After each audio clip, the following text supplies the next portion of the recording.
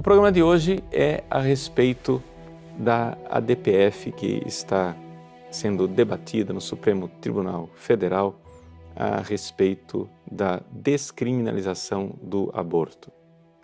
Vejam só, infelizmente, nós aqui temos que compreender o que é que está acontecendo no Supremo Tribunal Federal. Trata-se de um golpe contra a democracia. Desde já, nós temos que entender isto. Primeiro, vamos aqui entender o que é democracia. Você, que é cidadão brasileiro. E se você não é católico, se você é evangélico, espírita, seja como for, o cidadão brasileiro, ele é majoritariamente contrário à descriminalização do aborto. Então saiba que falácias, que argumentos estão sendo usados por um grupo de magistrados, os ministros do Supremo, para dar um golpe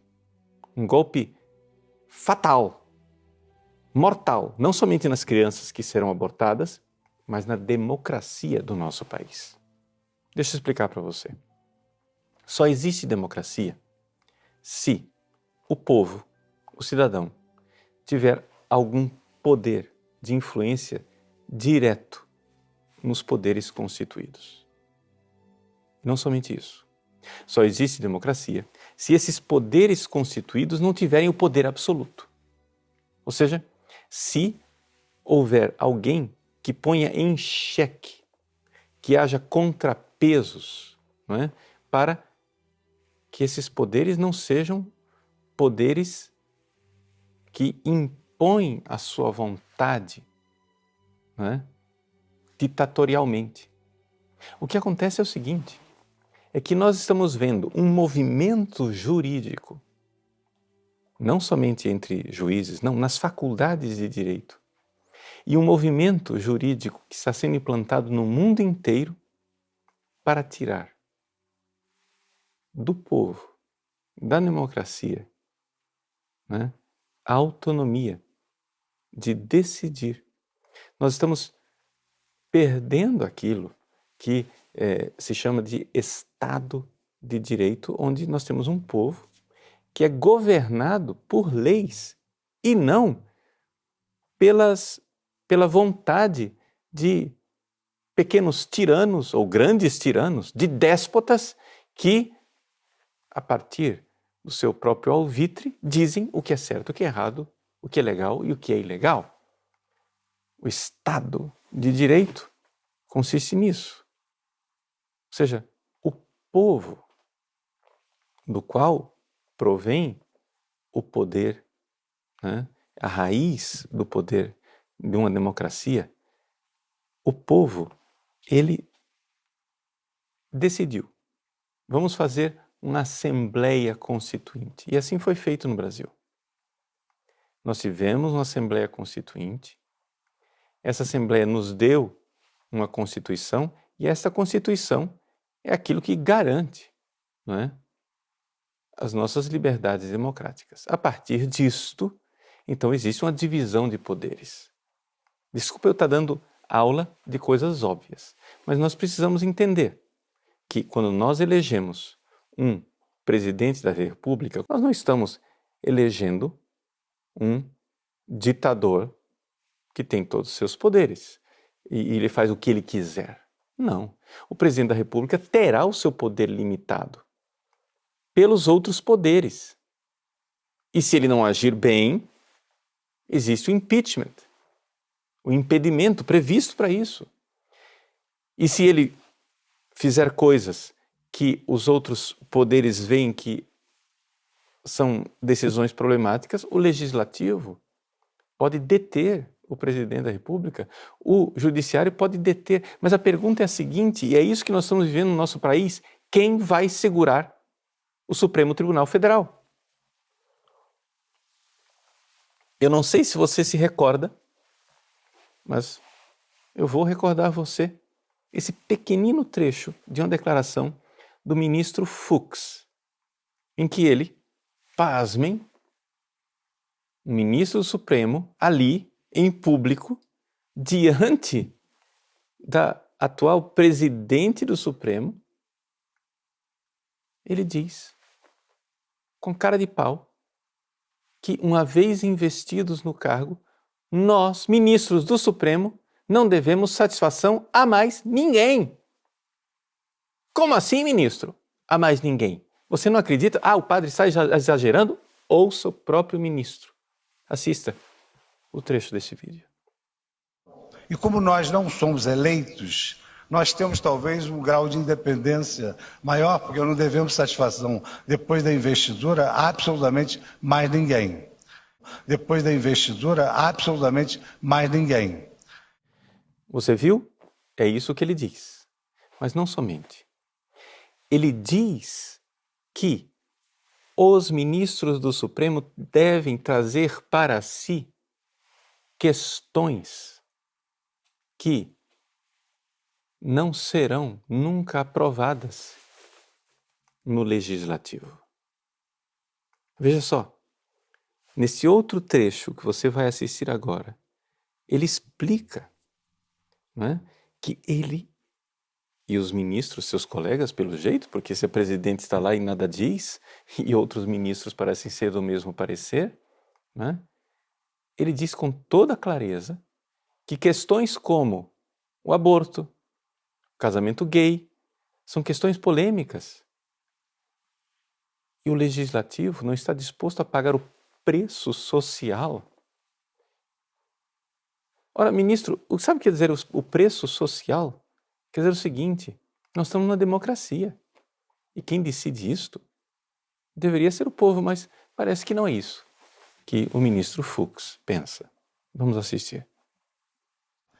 Essas questões todas deveriam realmente, como você afirmou, deveriam ser resolvidas pelo parlamento. Mas acontece uma questão muito singular. O parlamento não quer pagar o preço social de decidir sobre o aborto, sobre a união afetiva ou sobre outras questões que nos faltam capacidade institucional. Então, como eles não querem pagar o preço social e como nós não somos eleitos, nós temos talvez um grau de independência maior, porque não devemos satisfação depois da investidura a absolutamente mais ninguém. Vejam só, o ministro acaba de dizer, então, como é que os ministros do Supremo se compreendem. E eles estão dispostos a fazer um circo. Sim, um circo. Um circo de debate, uma palhaçada, uma conversa para boi dormir, onde o país inteiro vai até o Supremo Tribunal, argumenta, né, e mostra claramente que o povo brasileiro é contrário à descriminalização do aborto, mas tudo parece um jogo de cartas marcadas. Por quê? Por quê? Porque os ministros do Supremo estão dispostos a fazer uma revolução. Eu não estou dizendo aqui uma coisa que saiu da minha boca. Isto, quando foi empossado, o ministro Barroso disse numa entrevista para o jornal O Globo. Eu gostaria que você agora lesse pessoalmente as declarações do ministro Barroso no jornal O Globo. Ele diz com toda clareza que é necessário se fazer uma revolução no Supremo. Por quê?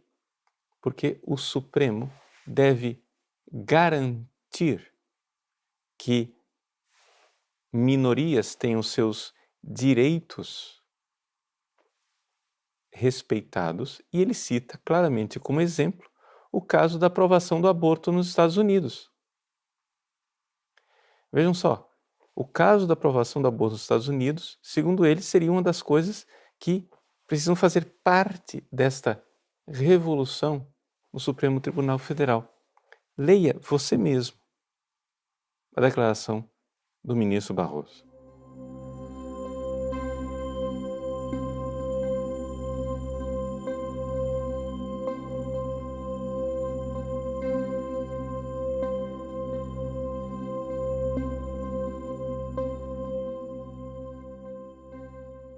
Agora eu gostaria de lembrar a você quem é o ministro Barroso. O ministro Barroso, enquanto não era ministro do Supremo, ele era advogado. E como advogado, ele mesmo apresentou ao Supremo Tribunal, né,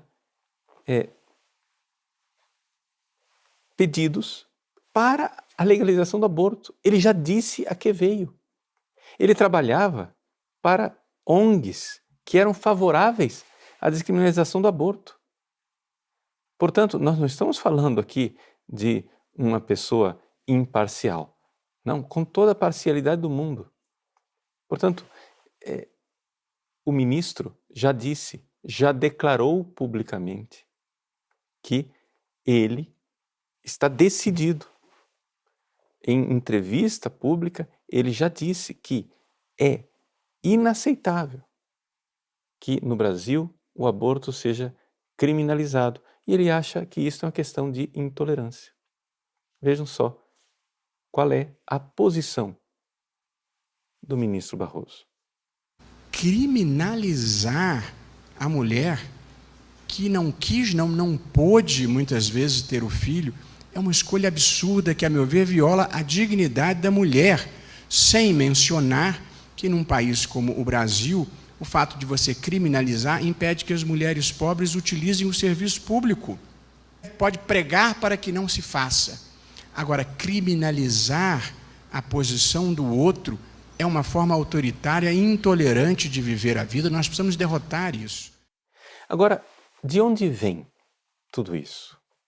De onde vêm todas essas posições absurdas? Como é que nós podemos explicar filosoficamente, enquanto filosofia do direito, o que está acontecendo no nosso país e no mundo?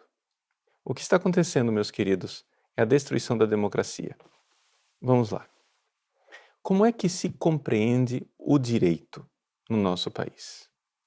Ora, as faculdades de direito, antigamente, elas compreendiam que existe um ser e um não ser.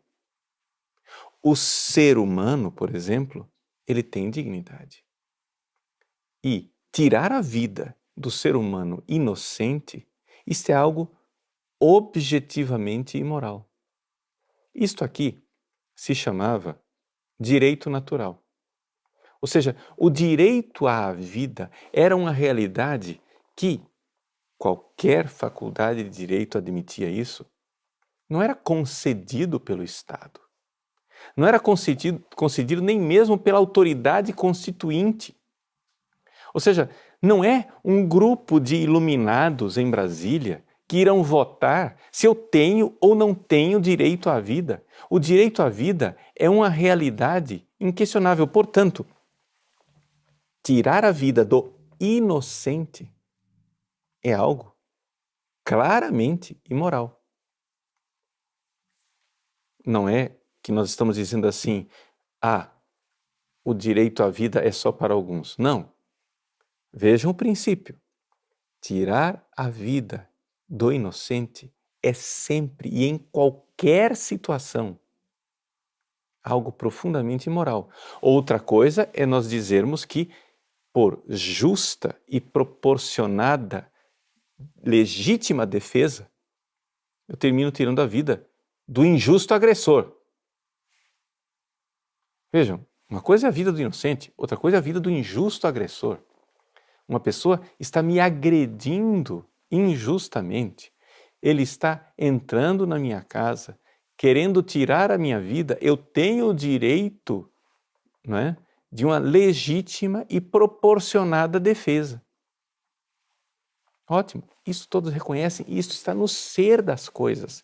Não é nenhum rei, não é nenhum papa, nenhum concílio ecumênico, nenhuma assembleia constituinte, muito menos nenhum ministro do Supremo que vai me dar o direito à vida. Vejam, tirar a vida do inocente é sempre imoral e isso está no ser das coisas. Isso era o que se reconhecia nas faculdades. Mas aí, Com o passar do tempo, as faculdades ficaram mais evoluídas e modernas, e então, não vamos mais entrar nesta questão de discutir se existe no ser das coisas um certo ou errado. Vamos simplificar. A gente vota, não é? E uma vez que se vota, no legislativo são feitas as leis e aquilo que o corpo legislativo disser que é certo, é certo. O que disser que é errado. E é isso já o primeiro passo revolucionário que nós chamamos de positivismo jurídico. Ou seja, não existe nenhum certo ou errado no ser das coisas. Todo direito é direito positum, é direito colocado. Não é? Você reúne, né, uma Assembleia Constitucional e eles então decidem o que é certo ou errado. Você coloca lá no Congresso e eles decidem o que é certo e o que é errado. Até aí, as coisas já eram terríveis, mas pelo menos nós tínhamos uma certa garantia de que nós éramos governados por leis. Ou seja, existe uma lei objetiva. E essa lei objetiva, não é, que foi votada, justa ou injusta, não vamos aqui colocar a questão, porque é o direito positivo. Então, a lei está lá, a lei tem um significado e essa é a lei que irá governar os cidadãos. Muito bem. Pois bem, esta posição aqui, que diz que o legislativo pode votar se nós temos ou não direito à vida, pode ou não reconhecer se nós temos direito à vida, esta posição, ela já é terrível, ela já é absurda. Mas isto já se tornou uma posição conservadora nas nossas faculdades de direito. Ou seja, o caos é ainda mais profundo, a coisa é pior. O positivismo jurídico já é para os juristas conservadores. Agora, nós estamos numa outra época. Agora nós estamos na época de um certo neoconstitucionalismo ou outras ideias derivadas, porque o caos aqui na matéria é grande. Mas, basicamente, para fazer de uma coisa complicada algo simples para você entender, é o seguinte: não existe mais a lei. Agora, os magistrados, o Supremo Tribunal Federal, ele pode ler a Constituição e ver que ali tem o espírito daquela Constituição. Existem princípios que não estão escritos ali e que, conforme a inspiração da moda, das convicções do próprio ministro ou de quem está puxando os cordõezinhos do ministro marionete, ele pode agora, a seu bel prazer, dizer que está defendendo direitos de minorias. Então o que acontece é o seguinte: já não é mais a maioria votante, já não é mais a coisa do princípio democrático. O Brasil inteiro, evidentemente, o Brasil em massa, numa esmagadora maioria, é contrário à descriminalização do aborto. Mas os princípios constitucionais, existe ali uma coisa, uma moralidade que só essas pessoas lindas do Supremo Tribunal Federal é que conseguem enxergar. E vocês, plebe ignara, pobres brasileirinhos, não foram tão iluminados como estes senhores do Supremo, que são tão supremos, que eles agora é que vão dizer o que é a lei. Eis aí. Eis aí porque isto é um golpe na democracia. Eis aí porque toda esta discussão da DPF é uma grande farsa e um grande circo, porque o que está no pensamento destes senhores é que eles podem legislar com uma maior tranquilidade do que o próprio legislativo. O legislativo, se ele quiser mudar a Constituição, ele precisa de uma votação especial, né? Ele precisa, não é assim, junta o Congresso e com maioria simples, não. Se você quer realmente fazer uma emenda constitucional, a coisa passa por um procedimento muito sério e que exige uma maioria de 2/3. Por quê? Porque sabe-se perfeitamente que o Congresso não pode arrogar para si o poder constitucional. E esses senhores do Congresso Nacional, eles foram eleitos por nós. E, em última análise, se eles fizerem uma maluquice, nós, povo brasileiro, podemos, na próxima eleição, dizer: chega, cai fora, nós queremos outros. Mas como o senhor ministro Fux nos recorda, uma vez empossados, eles não devem mais satisfação a ninguém. Isso quer dizer o seguinte: eles estão dando gargalhadas para você, povo brasileiro. Eles estão dando gargalhadas. Agora é necessário alguém colocar um freio nesses senhores. Há uma série de freios que nós podemos propor, né? E esses freios precisam realmente ser colocados e precisamos reformar, sim, a Constituição Federal, colocar limites nos ministros supremos. Mas vamos começar com uma proposta simples, só para começar a coisa. Pode-se fazer impeachment de presidente da República, impeachment de ministro supremo? Então, muito bem. Vamos acrescentar uma cláusula. Para o impeachment do ministro supremo, nós podemos fazer isso se ele fizer uma coisa chamada ativismo judicial, que é o seguinte: arrogar para si o direito de legislar, que na verdade pertence ao legislativo. Que é exatamente o que eles estão fazendo. Eles estão resolvendo descriminalizar o aborto no país, né? Esses poucos iluminados, enquanto 200 milhões de brasileiros assistem passivamente, dizendo assim: mas eles são supremos, não é verdade?